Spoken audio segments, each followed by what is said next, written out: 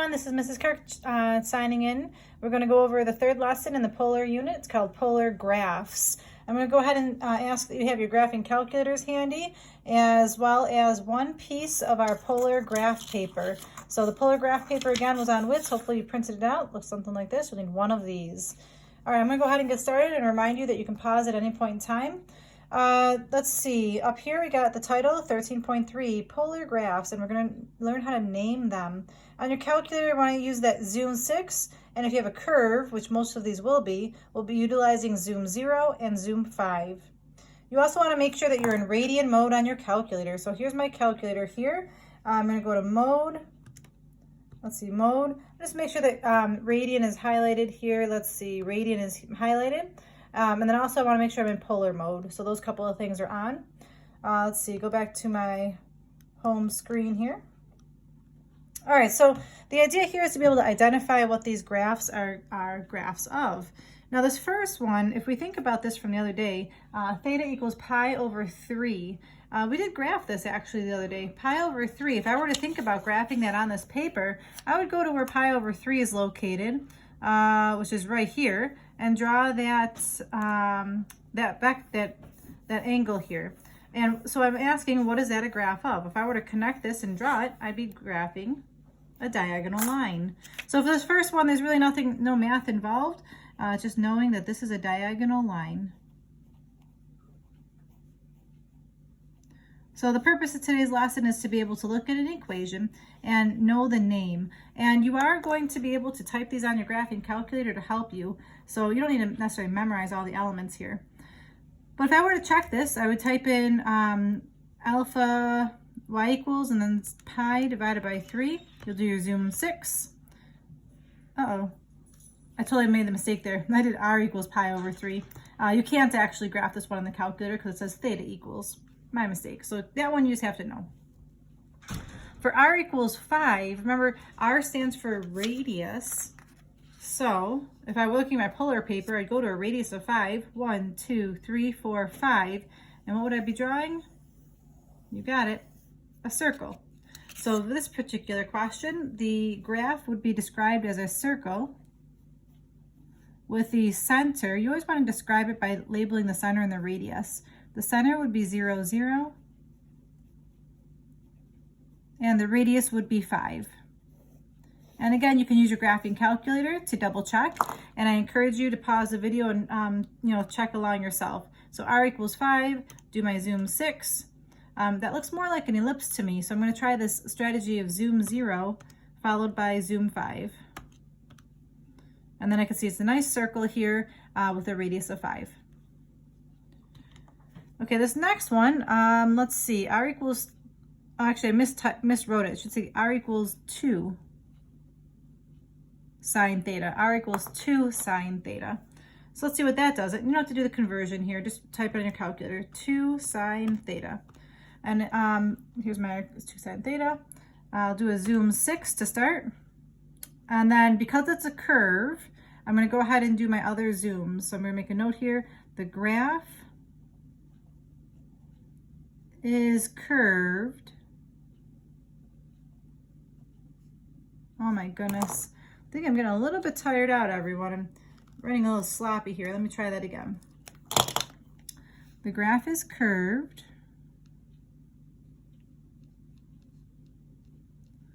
Therefore, use zoom 0, zoom 5. I'm not going to write that every single time, but I did want to write this one time for this question. So let's see, zoom 0 followed by a zoom 5. Zoom 5. So again, you can see it's a circle. So for the description here, I would say this is a circle. But where's the center this time? The center is not at the origin. The center is at 0, 1. And what's that radius this time?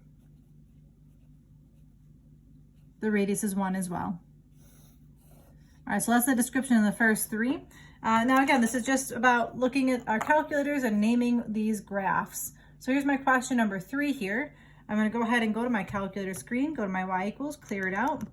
I'm going to type in 3 minus 3 sine theta. I'll try a zoom 6 to start. My graph does look curved, so I'm going to go ahead and do the other zooms as well. Zoom 0 and zoom 5. All right, so there's an actual complete squared off graph for me. This graph is giving you lots of love. In math, we call this a cardioid.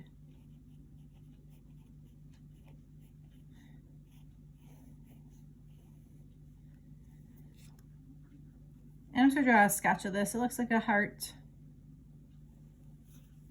And at our level, we are supposed to know the skeleton of any cardioid, so to speak. So anything that's going to be R equals A plus or minus A sine theta should give you a picture of a cardioid.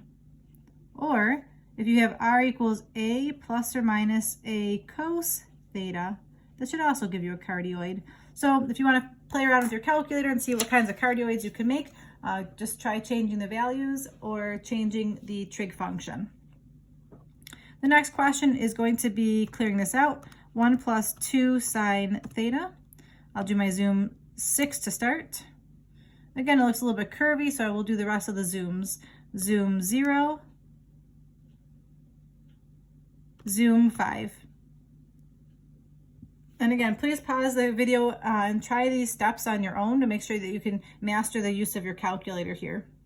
So this is a pretty interesting looking graph. I'm going to draw that the best that I can on my paper here. It's a tough one to draw. Let's see, boy. It loops. Oh man. Totally messed that up already. How did they draw that one?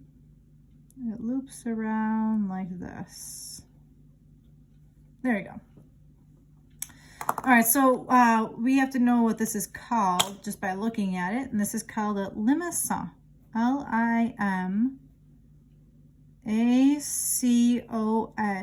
and that's French. It's got a little French accent on the bottom.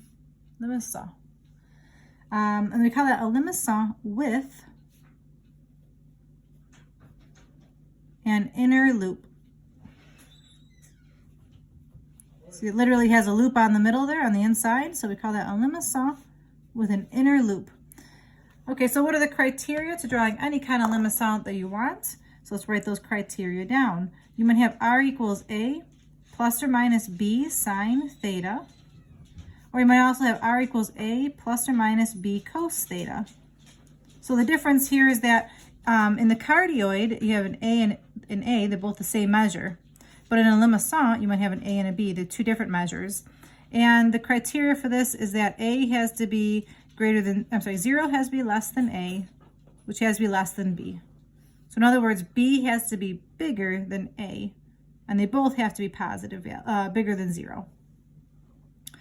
Okay, so that's a limacon with an inner loop. Now we got question number 6 here. We're going to go ahead and grab our calculator, go to your y equals, clear out whatever's in there, 2 plus 1 sine theta. Again, do my zoom 6 to see what the graph initially looks like. Looks like kind of an ellipse. Zoom 6, zoom 0, and zoom 5. Now, at first it looked like it was going to be a circle, but if you notice, it kind of has a flat piece here. It's flattened out. It's kind of like a little bit of a flat tire. So if I'm going to draw this, it's essentially a circle that decides at the end that it wants to be a little flat. So what is this one called? This is also called a limacon. But they're going to call that a limacon without the inner loop.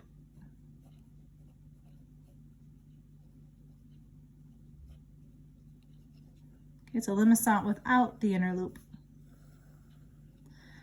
So what are the criteria for a limacon without an inner loop? You got R equals A plus or minus B sine theta. R equals A plus or minus B cos theta. And 0 is less than B is less than A. All right, so let's see, what's the difference between 5 and 6? They both have the same formula, but the difference is between 5 and 6, if A is bigger, it'll be without a loop, and if A is smaller, it'll be limit out with a loop. All right, I've got 3 more to practice here at the bottom.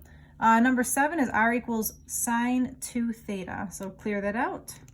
Sine 2 theta, I'll do my zoom 6, a super tiny graph, zoom 0, because it is curvy, followed by a zoom 5.